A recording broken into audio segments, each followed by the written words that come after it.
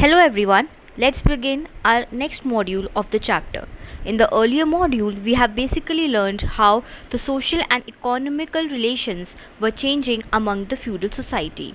We saw how the lords and the peasants they were continuously in conflict because of their opposite interest. Because of the environmental changes, the land use patterns, and the coming up of new agrarian technology, the peasants find a new way to do other works. Because of the changing scenario, the peasants were also involving in other economic activities. And these all changes further led to the development of the new towns and townspeople.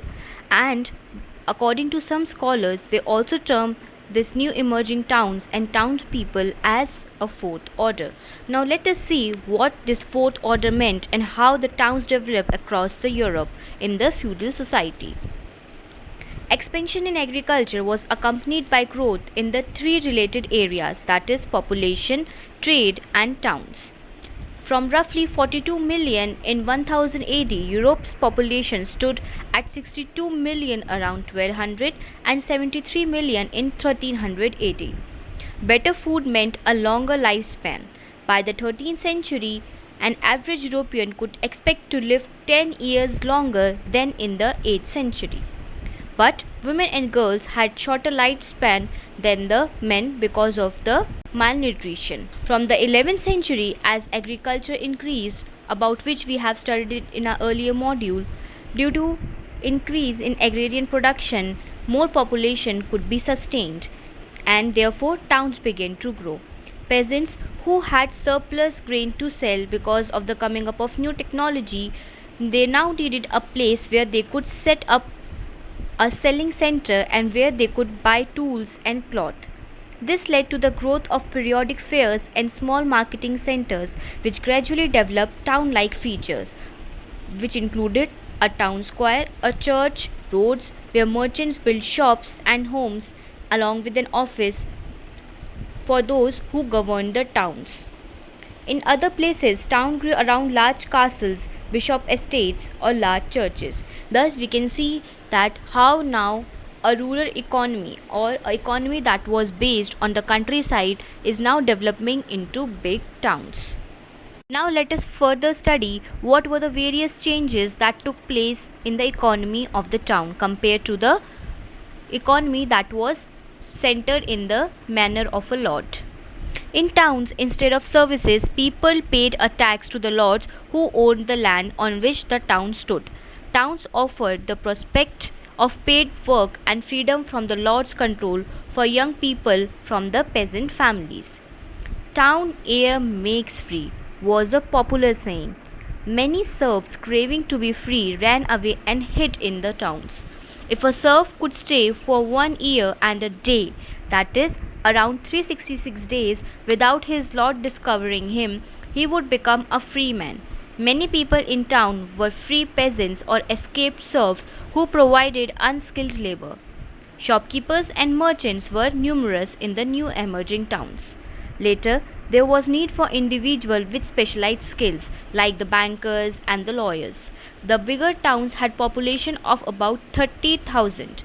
They could be said to have formed a fourth order. So therefore we can see how a new society is emerging that is not dependent on the agriculture but on the trade and other economic activities. Therefore it is termed as the fourth order. The basis of economic organization in the town was the guild. Guild was basically the association of the merchants. Each craft or industry was organized into a guild, which was an association that controlled the quality of the product, its price and its sale.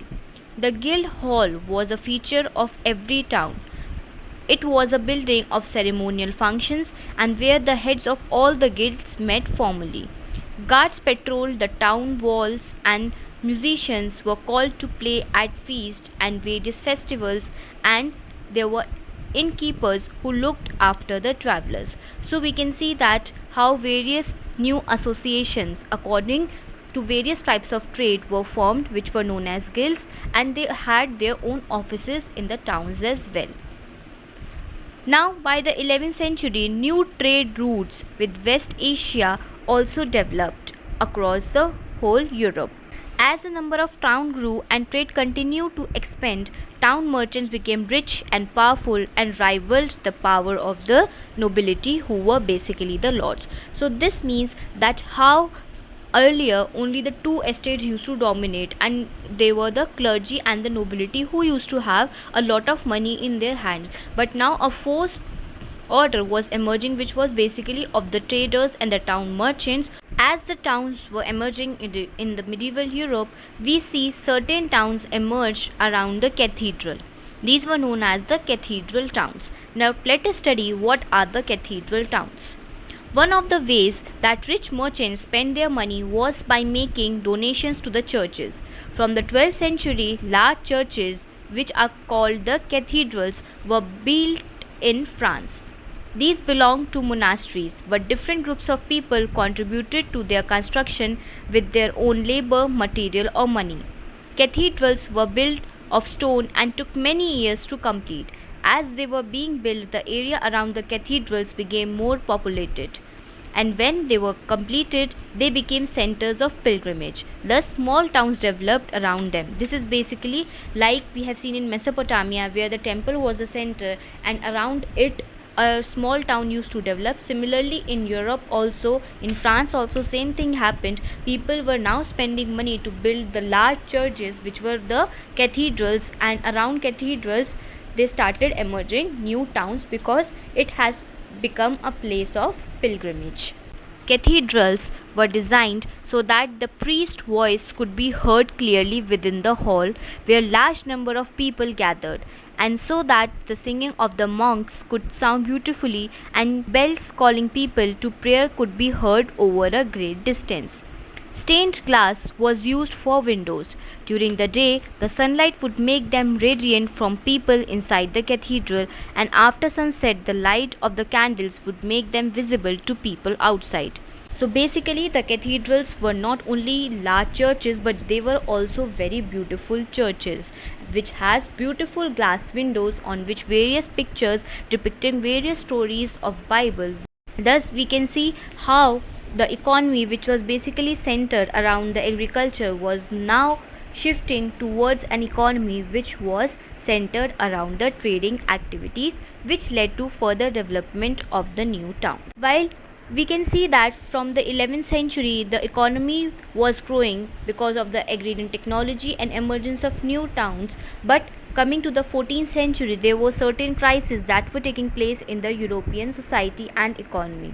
In our next module we are basically going to focus on the factors which led to the crisis of the 14th century in the medieval Europe.